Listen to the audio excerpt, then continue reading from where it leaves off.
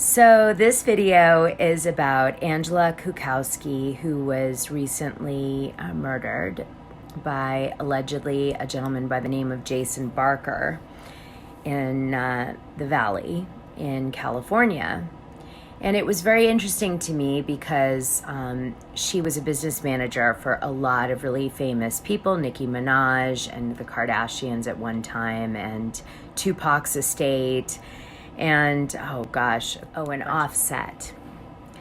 Now, I wanted to look into this because a lot of things to me didn't add up. I was like, we're getting a piece of the story, but we're not really getting enough of the story. And whenever I see that, that makes me want to dig in. So this story was fragmentally reported on, which when that happens, there's so much information, it's like scattered. And so people read little snippets of it, but it's really hard to tell the whole story. So I wanted to do a video where I tried to get all the data that has been figured out so far and share it with you in one place. I think it's important in honoring this woman, Angela, who's, it comes out that she was brutally murdered and tortured. And Boulevard Management is like a small asset management company. I mean, it looked like it had maybe 10 people that worked at it when I looked into it. They did a lot of different services. They would help their clients buy real estate, or they would help their clients negotiate deals. They might have access to their bank accounts and financial information. They would be working with, leads on good investments and the like. And they would also be helping celebrities and high net worth individuals manage their money so they don't overspend and go broke. Maybe this gentleman, I'm speculating, but maybe he was trying to get some information from Angela that she might have had on, either her own wealth, right? Try to get her to tell him something, or about someone else's wealth or secret information that they may have managed. That's why he tortured her before killing her.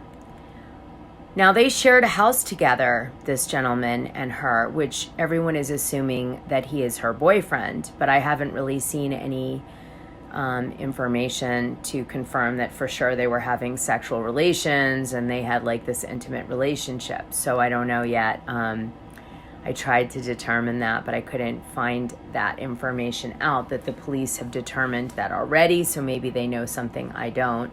They did share a house together. And he's been charged with, the official charge is with 2 felonies, 1 count of premeditated murder and 1 count of torture. And that's probably because they haven't been able yet to 100% establish that he murdered her too. So they first hit him with these charges, which they think they can establish and hold him so he doesn't flee. And then they try to build the murder case. He's in jail right now, and they're holding him. Originally, it was a $2 million bail, and then it got raised to $3.07 million. So at the moment, I think he's going to be sitting in jail. We don't know who is going to be representing him. I don't know if he got an attorney yet. What I will say about this criminal, alleged murderer, is that on his Facebook, he first of all looks younger than his age. He's, I guess, 49, but he looks like he's 40. Kind of has a young guy way about him, which was really strange because when I looked at Angela's picture, she looks corporate. She looks more mature. A lot of people were commenting that she kind of looks like Anne Rice, And so it was a weird match when you look at the pictures. And then he had all these pictures of him with his kids and his ex-wife. Now, he's 49. Angie was 55. He supposedly, from his Facebook pictures, took many pictures of him helping his elderly mom out and being really supportive to her too. So kind of representing a family man. So why would a family man, who was divorced from a woman in 2017 and obviously was had all these great family pictures and stuff on his social media, Why would that man premeditate a crime to torture his roommate and or lover who was a business manager for big stars and celebrities before killing her? And that is the $1 million or $1 billion question. And I'd love to hear what your thoughts are on that, obviously, respectfully, because it's sensitive since someone's died.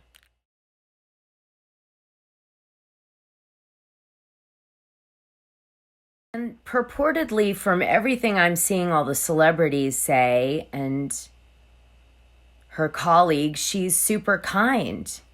She's nice. She's great. She's not got any enemies. So how could this man even find it in himself, let's say, to torture her viciously and murder her? It's very strange. Now, I couldn't find any information with anyone. I'm like shocked. I'm looking at the LA Times. I'm like, what did he do for a living? It's like nobody knows what he did for a living. What did he do? Like, what was his career? Did he have a job? Was he unemployed? He had children. It looks like grown-up children from the photos. But, it's kind of strange.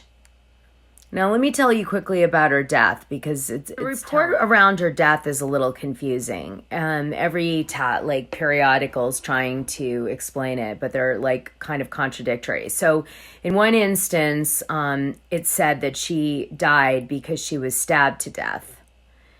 In another one I read, she had received a blunt force to the head and she had been strangled. So I'm not sure, what actually caused the death, but the other, all the reports are saying that she was tortured before she was murdered. So could it be that he hit her on the head and then he, started to strangle her, but then didn't do it, and then he stabbed her? Or it's like so violent and angry, wow. So we also drove from Sherman Oaks with her dead in her car to Simi Valley to the 1500 block of Patricia Avenue and left her body there. Now, first of all, why 1500 Patricia Avenue?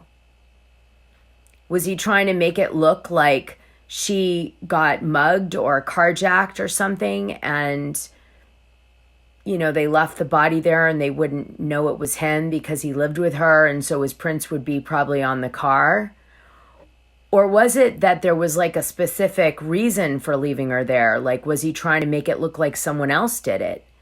And, so I led me to look at what is at that block. So the neighborhood's not the best. There's a pawn shop in that neighborhood, a Simi thrift store. There's a small mom and pop. It looks like some sort of grocery store thing. There's a lot of there's Layla threading and a beauty bar and a Jack in the Box, a Del Taco, a Chicken Bowl, Outback Footwear. And the street, Patricia Avenue, is near Los Angeles Avenue, which is where all this stuff is. But in the 1500 block of it, it's all residential. So he left her on a residential street. So very strange. Why there? She's going to be found quickly. How could this be premeditated? Now, I did find one source, which I can't see if it's reliable or not. It's one of those, don't know. But it said that he dropped her off with family members. So, put the car with either his family members or her family members lived on that street. So that's some little additional tidbit, but I don't know if it's true or not, because I can't see any, big newspaper reporting on that fact. I'm going to try to pull up the complaint, the criminal. Okay, so I found the press release, and I guess they keep updating the same press release over and over again. They don't make a new one with a new date, so they just keep updating the old one. But it says December 29, 2021, Sherman Oaks, detective from the Los Angeles Police Department's Valley Bureau Homicide, this is the press release, are investigating the murder of a woman in Sherman Oaks on December 23rd, 2021. Los Angeles Police Department officers and Simi Valley Police Department personnel responded to the 1500 block of Patricia Avenue in Simi Valley to conduct a follow-up on a missing persons investigation. Angela Kukawski had been reported missing on December 22nd, 2021 from Sherman Oaks and was discovered deceased inside her vehicle, which was parked on the street on Patricia Avenue.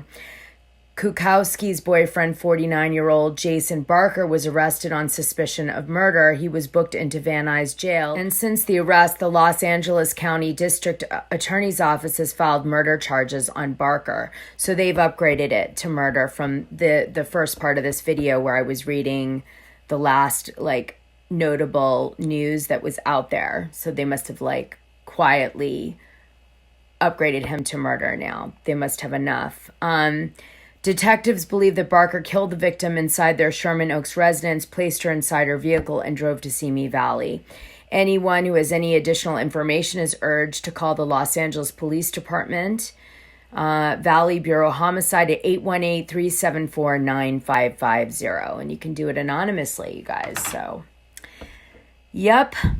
Anyway, there isn't really a clear understanding, I don't think, exactly as to what happens, or they haven't, with this woman, they haven't released it yet. Maybe. So what I guess I'm kind of confused about, maybe you guys could give me your theories, is if this man had decided that he was going to murder Angela and torture her, right? First of all, why would a boyfriend do that?